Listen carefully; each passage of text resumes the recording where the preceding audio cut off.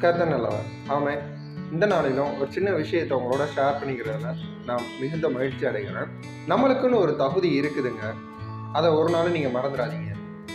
அந்த தகுதி நம்மளுடைய இந்த உலக பிரகாரமான காரியத்தினால் கிடைச்சது கிடையாது.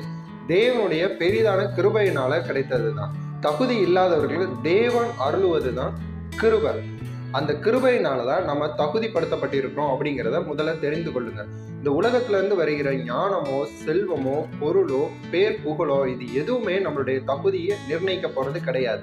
அப்படி அது நிர்ணயித்தது அப்படின்னா அது நிரந்தரமா இருக்க போறதும் கிடையாது. தேவனுடைய கிருபையினால நீங்க முன்குறிக்கப்பட்டு அழைக்கப்பட்டிருக்கிறீங்க அப்படின்னா நீங்க தேவ பிள்ளையா இருக்கிறீங்க. தேவ பிள்ளை அப்படிங்கிற அந்த உரிமை தான் உங்களுடைய தகுதியா இருக்குது. இந்த கிருபை எப்ப இருந்து இருக்குது அப்படின்னு பார்த்தோம்னா ஆதியில ஆதாம் காலத்துல இருந்தே இருக்குது. நியாயப்பிரமாணம் வருகிறதற்கு முன்ன வரைய கிருபை பூமியில மனுஷர்கள் மத்தியில் செயல்பட்டு கொண்டுதாங்க இருந்துச்சு. ஆதாம் பாவம் செய்தப்ப தேவன் கிருபையா மன்னித்து அவனை ஜீவனோட தான் வைத்தார்.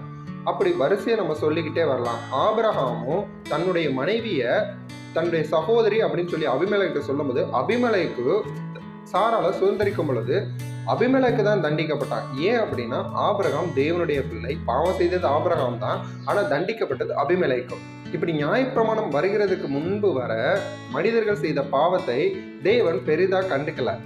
கிருபையினால மன்னித்து கொண்டுதான் வந்தாங்க. என்னைக்கு நியாயப்பிரமாணம் வந்துச்சோ, நியாயப்பிரமாணம் எதை வெளிப்படுத்தும்னா என்னால முடியும் அப்படின்னு சுயத்தை வெளிப்படுத்தக்கூடிய காரியமா இருந்துச்சு. அப்போ உன்னால முடியும்னா நீ உன்னையே காப்பாத்திக்கோ அப்படிங்கிறதா அந்த நியாயப்பிரமாணம் எடுத்து கூறுகிறதா இருக்கு.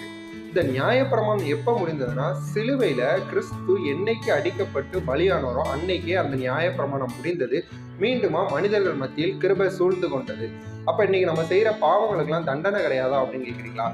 கிருபையினால நீங்க மீட்டு கொண்டப்பட்டிருக்கீங்க. ஆனா நீங்க பாவம் செய்தீங்கன்னா அந்த பாவத்திற்குரிய விளைவை நீங்க பூமியில அனுபவிக்க வேண்டியதா தாங்க இருக்கும். கிருபை உங்களை தகுதிப்படுத்தி இருக்கிறது. உலகத்தின் பாவத்திற்கு உங்களை விலக்கிக் கொள்ளுங்க.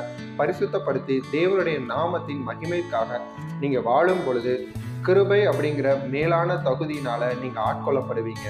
கர்த்தர் உங்களை ஆசீர்வதிப்பாராக. ஆமென்.